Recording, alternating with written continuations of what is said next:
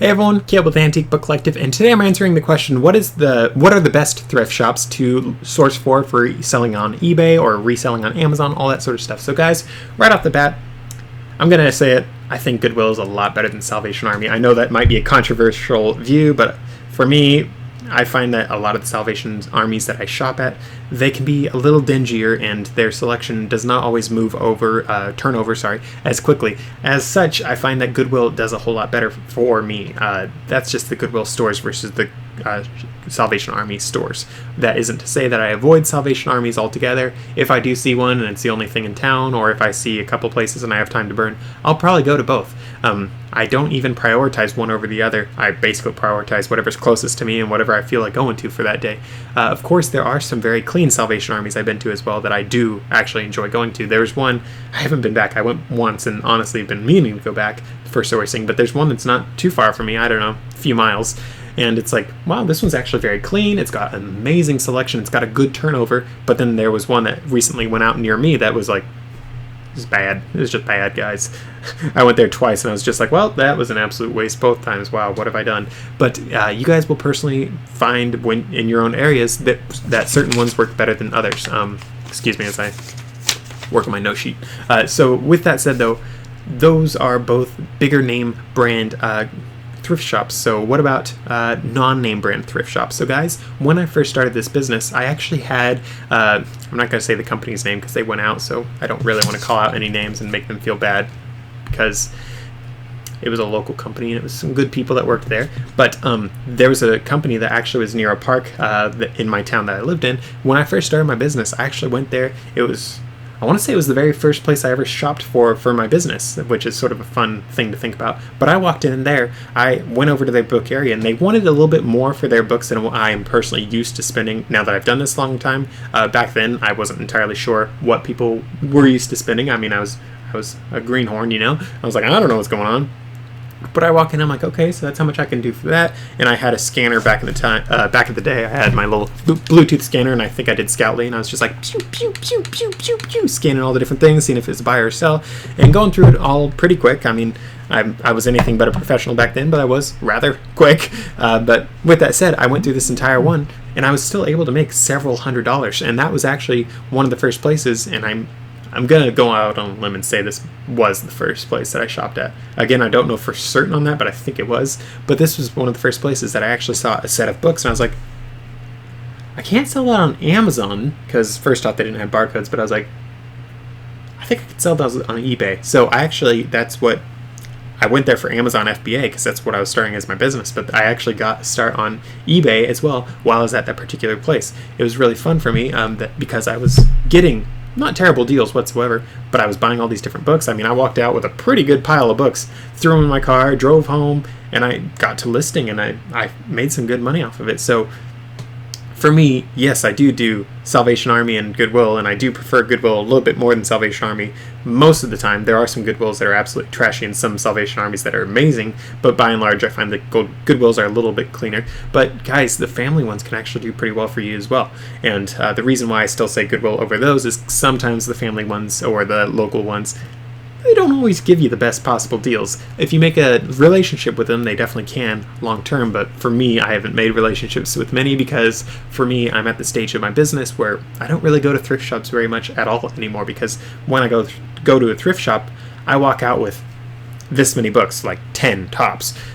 Sometimes, if I go to a really, really big one, I'll walk out with a couple boxes, but it's not thrilling because most other resellers in your area are probably going to go to the Salvation Armies, the Goodwills, that sort of thing, because that's the cognitive first place you go to. It's like, oh, obviously I'm going to go here, duh, and you go through it, you scour it, you steal all the good stuff. Okay, not steal, but you grab all the good stuff, and then you walk out, and then you have to wait for all the good stuff to come back. So a lot of people who have been in this business for a long time, they actually are like, okay, I go to that Goodwill every 3 months, I go to that Salvation Army every 7 months, I go here. Some people do make basically routes that they go on for all these different places. However, for me, I'm at the place in my business where I'm like, I'm doing it part-time, less and less time because I'm working on other things.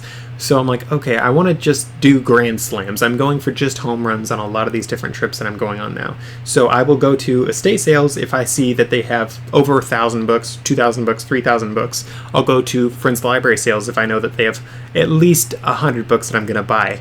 I don't go to these tiny mom and pop thrift shops. I don't go to Goodwill or Salvation Army very often either, because it's like, well, I'm going to walk out with this many. I want to walk out with 5,000 books so I can just go over one weekend for the year and just murder myself for the rest of the year as I'm working on listing every single one of those books. It can be quite the process to list all those books, guys. I mean, I still have a whole 2 shelves of books that I need to list. Like, we're not talking little shelves either. We're talking 1, 2, 3, 4, 5 levels that I can do 2 rows of books thick. It's quite the shelves. And I'm not talking just shelves this tall. I'm talking each shelf is this big stacked. It's a lot of books.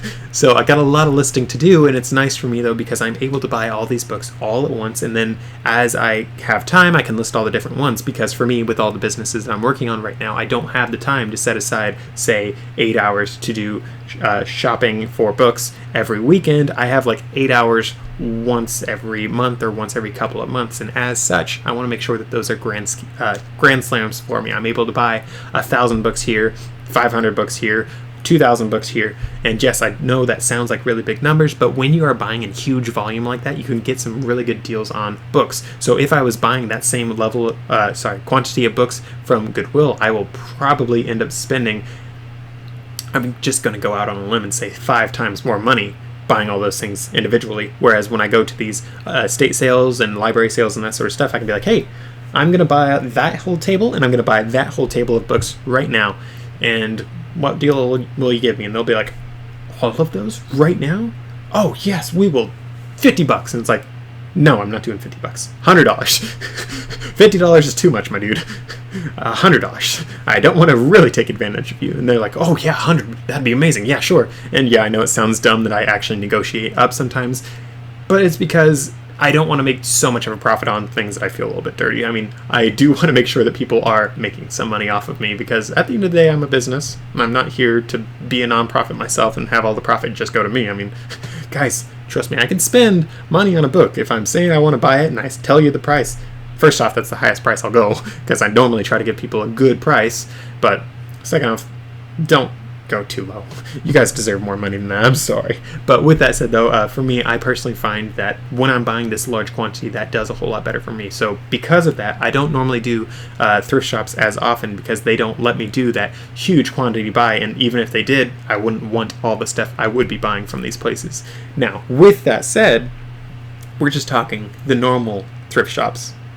Now let me tell you guys about the king of thrift shops. And maybe it's not a king, maybe it's more of a slumlord of thrift shops, if you will, because Goodwill Outlet, guys. That one is my all-time favorite thrift shop, but it's not really a thrift shop, I don't think.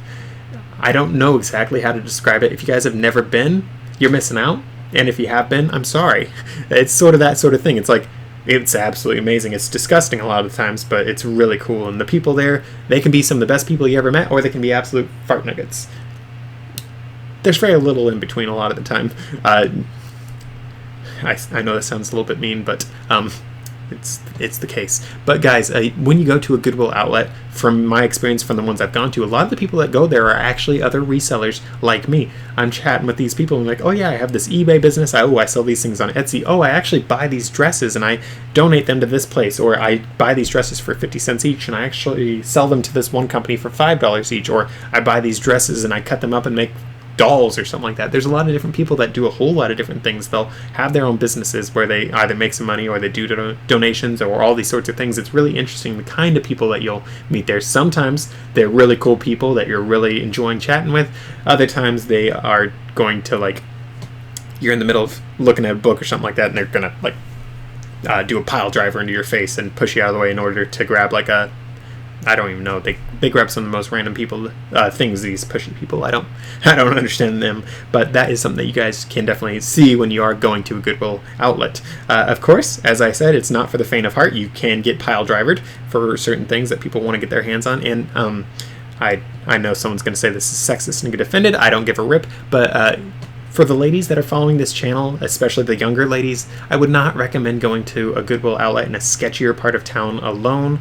I would recommend bringing along at least one dude who you trust to be, first off, a helper to help you shop around and carry all those heavy books, but also, as I already said, there are some sketchy people that go to some of these locations. It could be worth bringing around a pal. If you guys are a woman and you are a little bit more nervous about how sketchy your town is, for me, I live in a town that has kidnappings and human trafficking and that sort of stuff. If that is the case for you as well, I would recommend potentially not even going to a lot of these thrift shops in sketchier parts of town. It doesn't matter what kind of deal you can get if your life is literally in danger. So potentially estate sales could be a better option for you. Estate sales are usually a more personable, smaller scale thing. It's usually a little bit away from the hustle and bustle. That could be a very good option for you. So potentially you could miss out on doing thrift shops, but at the end of the day, your life is worth a whole lot more money, than the money you might make from these books. Let's face it, that is the case. I'm sorry if you get offended that I say that you should be careful, but end of the day, it's because I care about humanity. So with that said though, guys, that is something to keep in mind. I love Goodwill Outlet. I would recommend everyone have at least one experience of going there, because that's where I've actually found the best book I ever found in my entire book business. It was a first edition of The Time Machine. When I bought it, there were people selling that same thing for $30,000. I did not ask for that because I paid $2.29. I was like, I think I sold it for $6,000 at the end of the day. I was like, listen, pal, I feel dirty even selling it for $6,000, but hey, I bought it from Goodwill. If I bought it from a local family thrift shop, I actually probably would have paid a little bit more, but since it was Goodwill, it's like, you get everyone on all the other things that you charge too much for. I'm more than happy taking this book off you. So I was very happy with that find, and it was one of my very first, it was in my first few months of shopping for books, that I actually found that book. So it was a very nice start to my business as well to have an amazing grand slam like that. I was so stoked. So with that said and done though, guys, I hope this video was helpful for you. If it was, please be sure to hit the like. Feel free to check out one of my other videos, and I'll see you guys in the next one.